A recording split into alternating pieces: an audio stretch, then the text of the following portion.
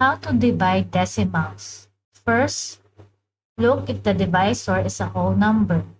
In our example, the divisor is 6, which is a whole number.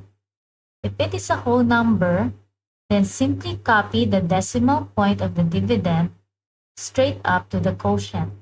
Then perform the division as you normally would.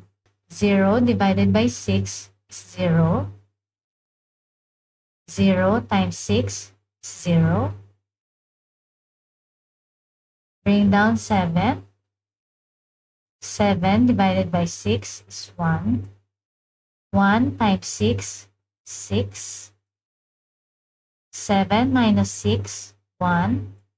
Bring down 8. 18 divided by 6, 3. 3 times 6, 18. 18 minus 18 is 0. 0.78 divided by 6 is 0.13. 2.5 divided by 4. The divisor is a whole number. Just copy the decimal point of the dividend to the quotient. 2 divided by 4, 0. 0 times 4, 0. 2 minus 0 is 2. Bring down 5. 25 divided by 4, 6. 6 times 4, 24. 25 minus 24 is 1. 2.5 is the same as 2.500. You can add trailing zeros and then bring down 0. So 10 divided by 4 is 2. 2 times 4, 8. 10 minus 8 is 2. Bring down 0. 20 divided by 4, 5. 5 times 4, 20.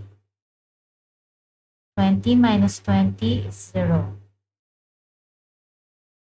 2.5 divided by 4 is 0.625.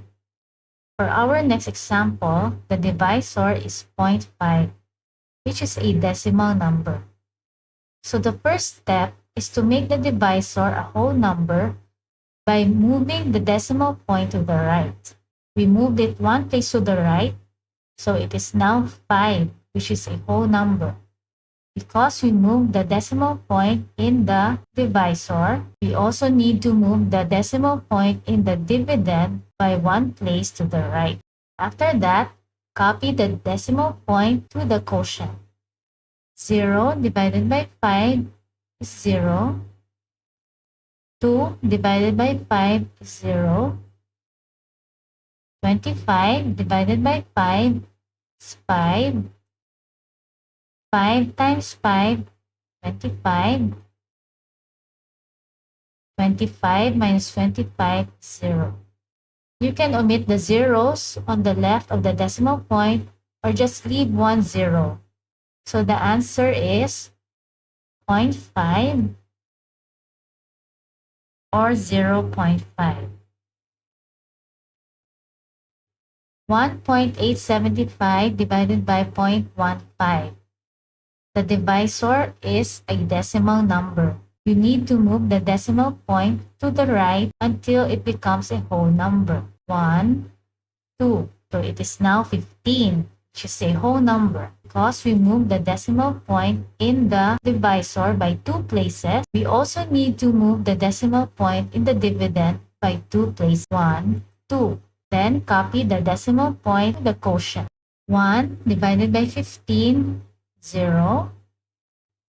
18 divided by 15, 1. 1 times 15, 15. 18 minus 15, 3.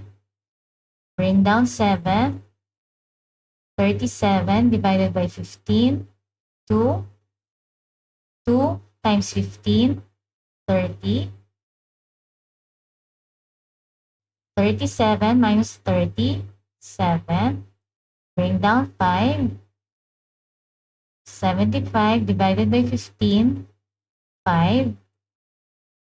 5 times 15, 75. 75 minus 75, 0. The answer is 12.5. Give us a thumbs up if this tutorial helped you. Subscribe to our channel for more step-by-step math tutorials.